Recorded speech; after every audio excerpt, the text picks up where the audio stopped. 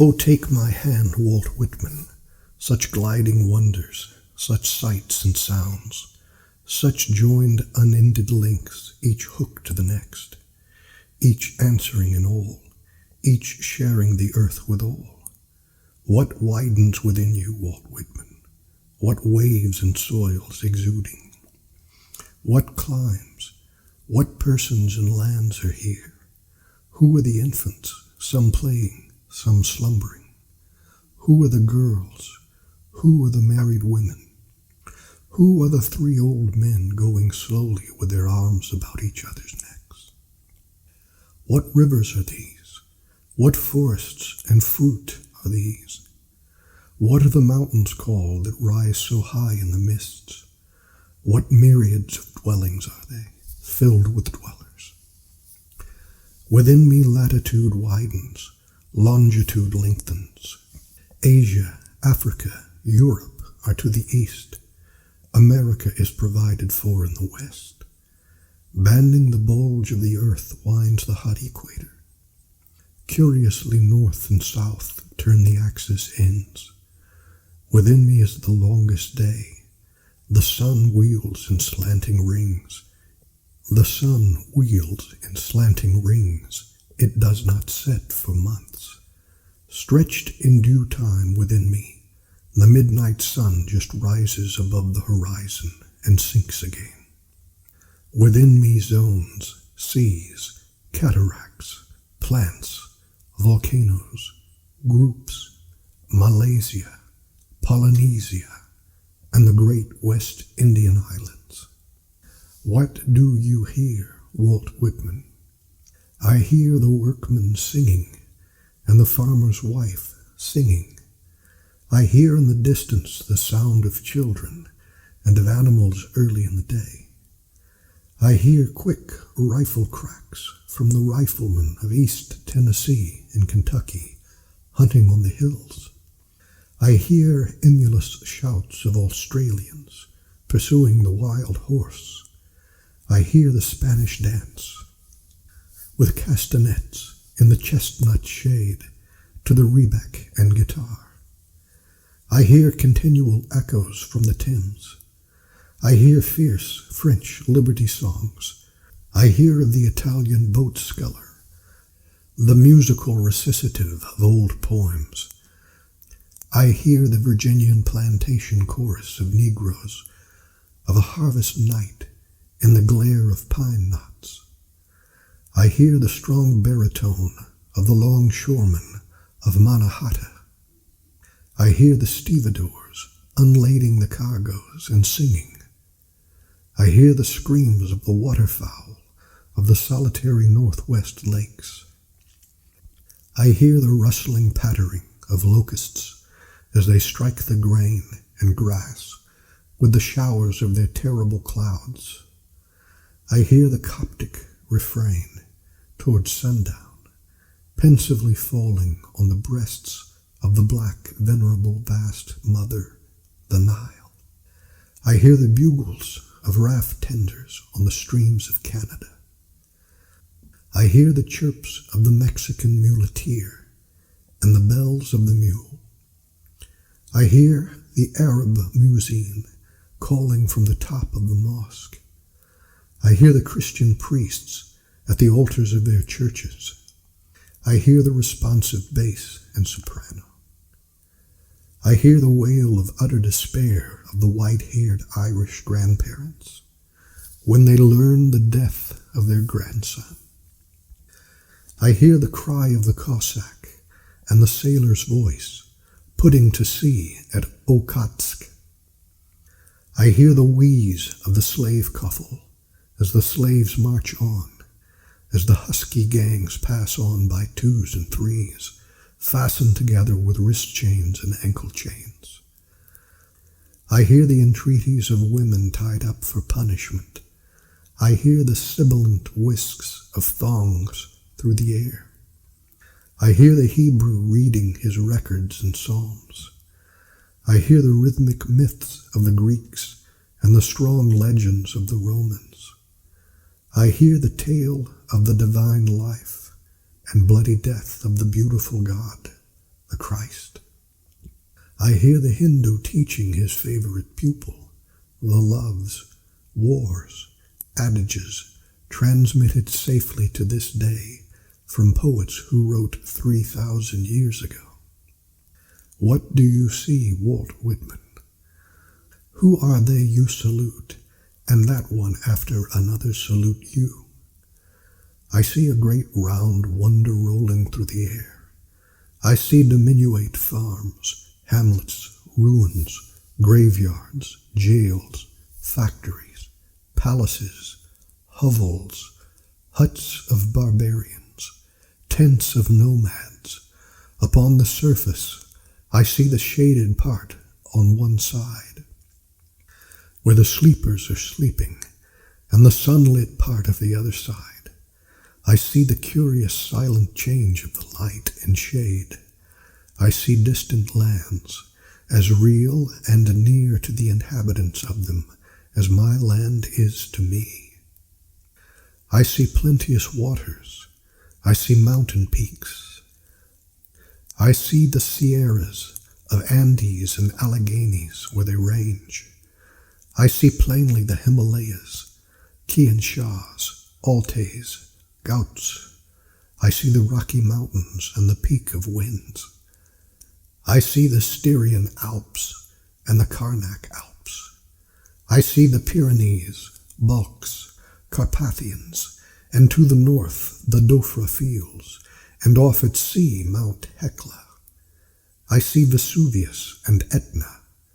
I see the Anahuacs. I see the mountains of the moon, and the snow mountains, and the red mountains of Madagascar. I see the Vermont hills, and the long string of Cordilleras. I see the vast deserts of Western America. I see the Libyan, Arabian, and Asiatic deserts.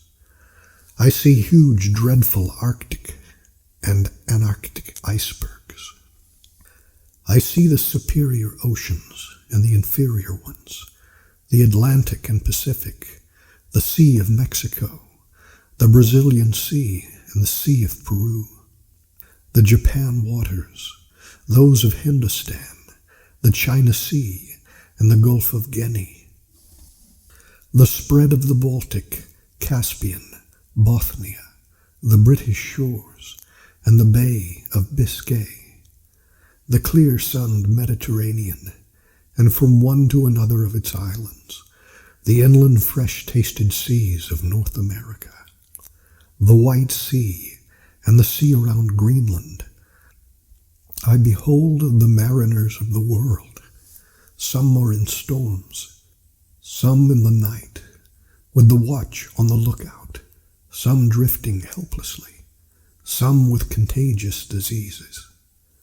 I behold the sail and steamships of the world, some in clusters in port, some on their voyages.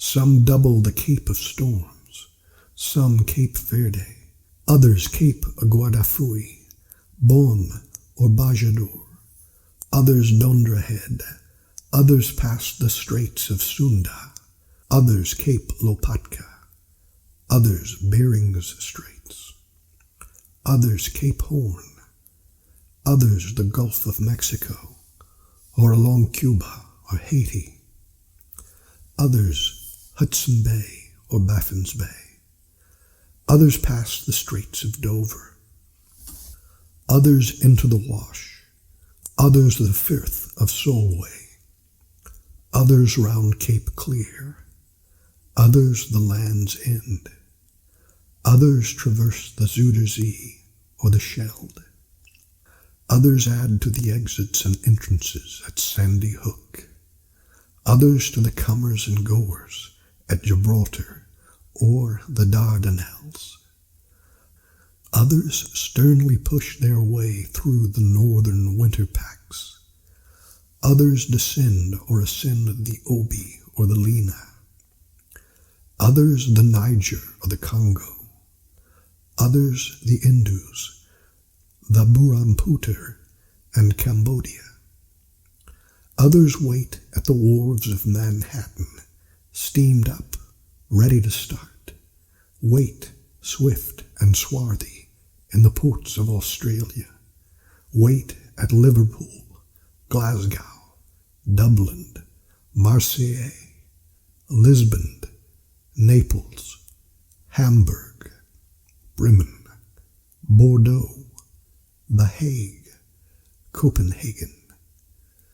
Wait at Valparaiso, Rio de Janeiro, Panama.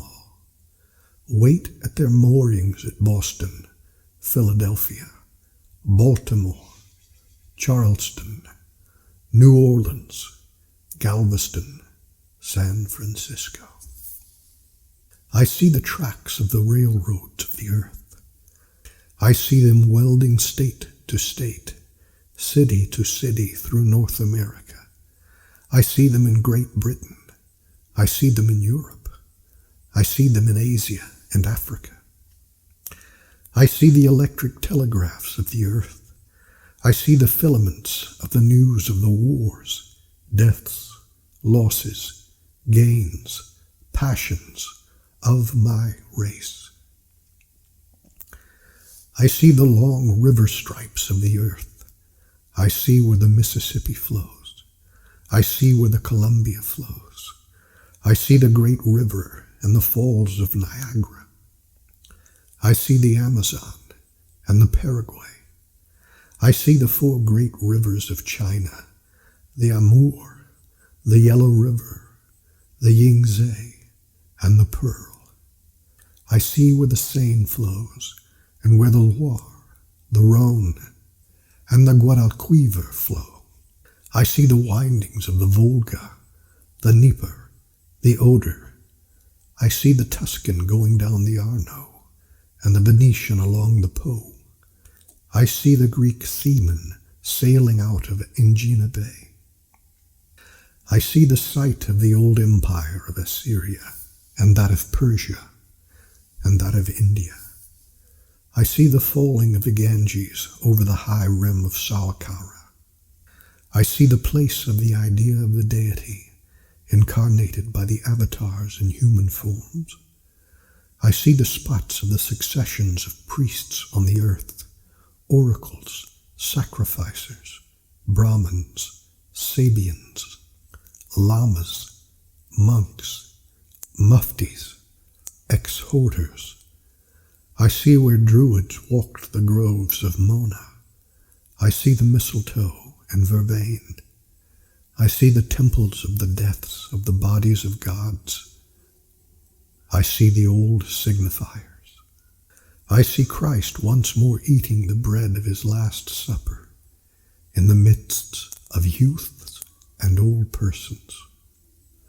I see where the strong divine young man, the Hercules, toiled faithfully and long and then died.